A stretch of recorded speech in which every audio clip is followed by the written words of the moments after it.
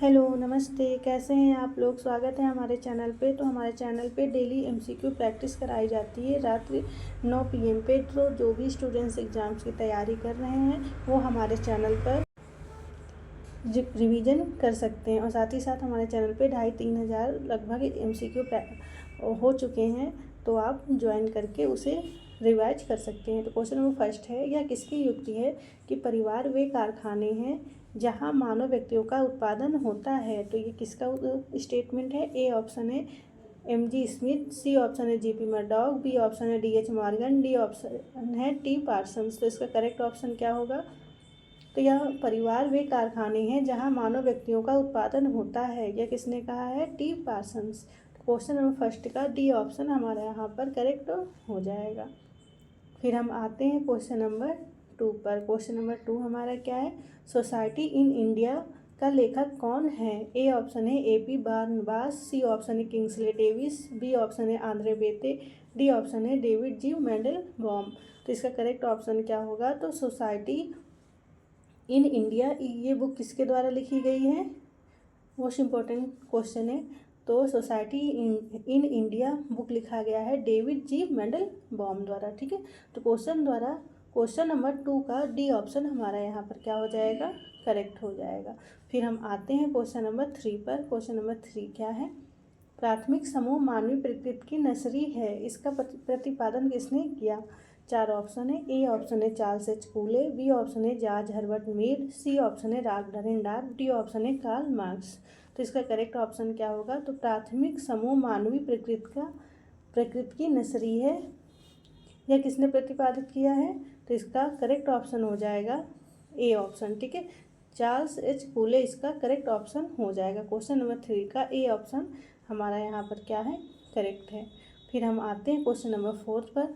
Most important question है, निम्नलिखित में से कौन सा समुदाय का तत्व नहीं है। ठीक है, क्या पूछ रहा है कि समुदाय का तत्व कौन सा नहीं है। 4 ऑप्शन है, कौन सा ऑप्शन करेक्ट होगा।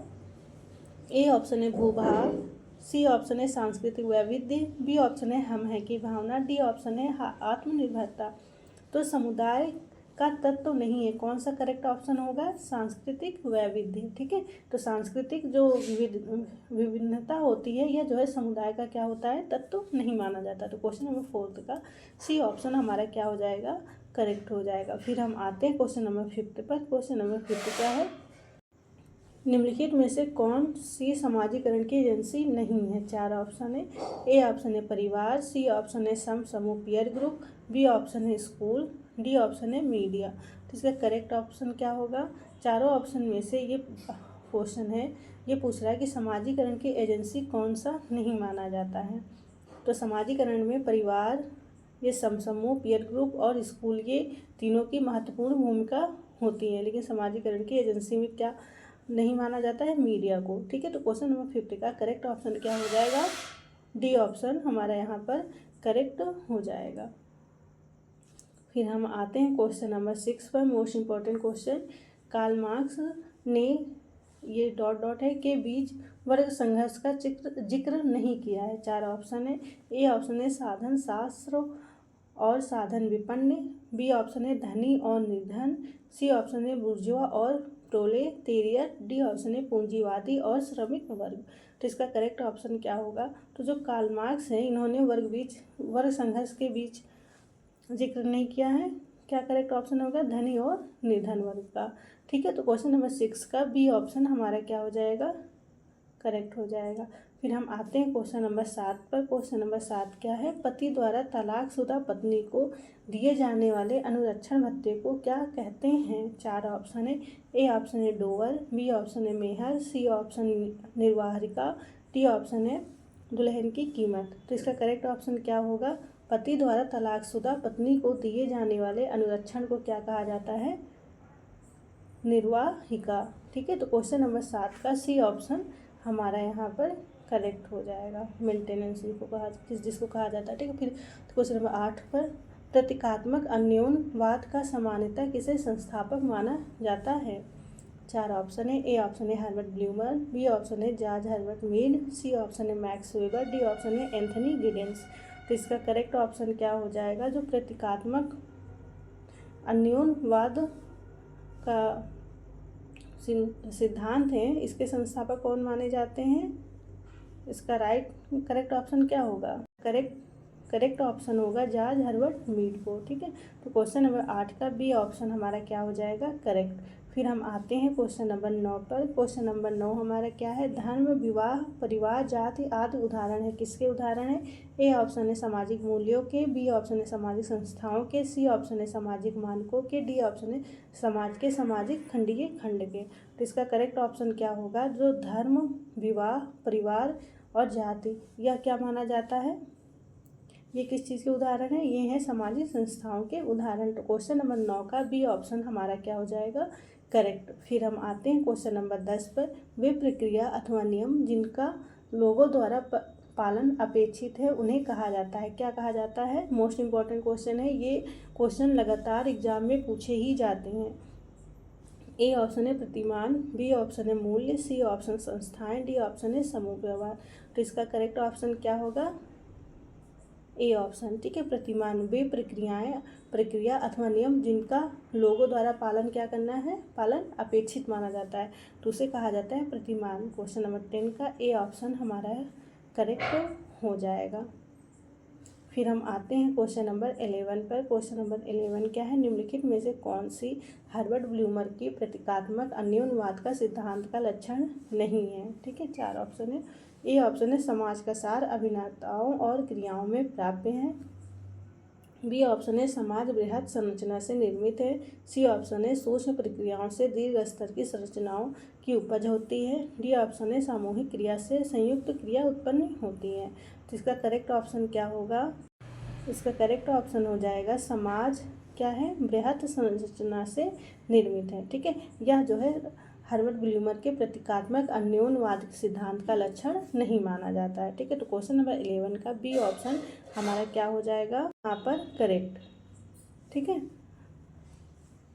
फिर हम आते हैं क्वेश्चन नंबर 12 पर। क्वेश्चन नंबर 12 क्या है, वह सिद्धांत जो लोगों को स्टेज प्रबंधकों के रूप में देखते हैं कि वे विश्व के समक्ष प्रस्तुत किए जाने वाले प्रभाव का प्रबंधन करते हैं, इस सिद्धांत को कहते हैं।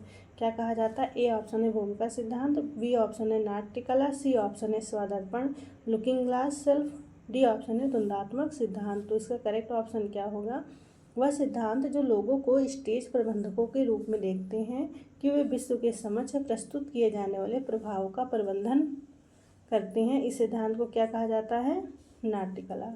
ठीक है, तो क्वेश्चन नंबर 12 का बी ऑप्शन हमारा क्या हो जाएगा यहाँ पर, करेक्ट। फिर हम आते हैं क्वेश्चन नंबर 13 पर। मोस्ट इंपॉर्टेंट क्वेश्चन, निर्धनता की संस्कृति का विचार किस द्वारा प्रस्तुत किया गया। 4 ऑप्शन है। ए ऑप्शन है आस्कर लेविस, बी ऑप्शन है अबेल स्मिथ, सी ऑप्शन है सैमुअल मिंचर, डी ऑप्शन है पीटर टाउनसेंड। तो इसका करेक्ट ऑप्शन क्या होगा, निर्धनता की संस्कृति का विचार किसने दिया है, आस्कर लेविस महोदय ने। तो क्वेश्चन नंबर 13 का ए ऑप्शन हमारा यहाँ पर क्या हो जाएगा, करेक्ट। फिर हम आते हैं क्वेश्चन नंबर 14 पर। क्वेश्चन नंबर 14 क्या है, N outline of social psychology का लेखक हैं।